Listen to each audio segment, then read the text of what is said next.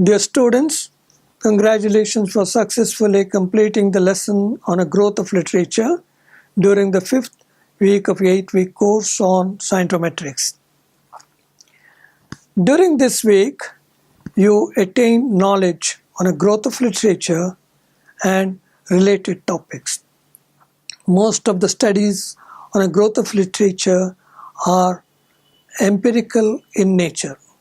Once we identify a suitable model to explain the empirical data on a growth of literature, we can apply regression analysis to fit either the linear or nonlinear model to the observed data. Then, by applying the appropriate statistical tests, usually by considering the R-square value, we may choose a model to explain the data. Any study in scientometrics must be based on certain guidelines or methodologies.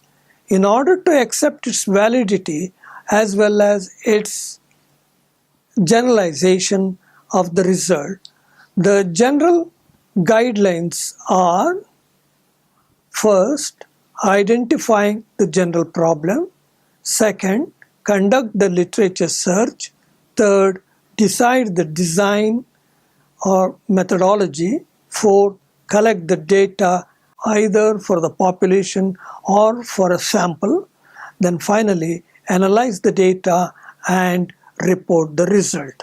Then of course, refine the hypothesis. In step 5, to analyze the data, we may adopt one of the models which are discussed in this unit. Scientometric techniques have evolved over time and are continuing to do so. The counting of papers with the attribution by country, by institution, by an author, etc. is a part of the scientometrics. It has been argued that the growth of entities such as journal, articles, authors, etc. follows the exponential model. However, it has been observed that it is not always true. So there is a need to identify a suitable model to explain the data related to growth of a scientific entities in general, and also to study the data on obsolescence of literature. During the 6th week of an 8-week course, you would be introduced to scientometric indicators.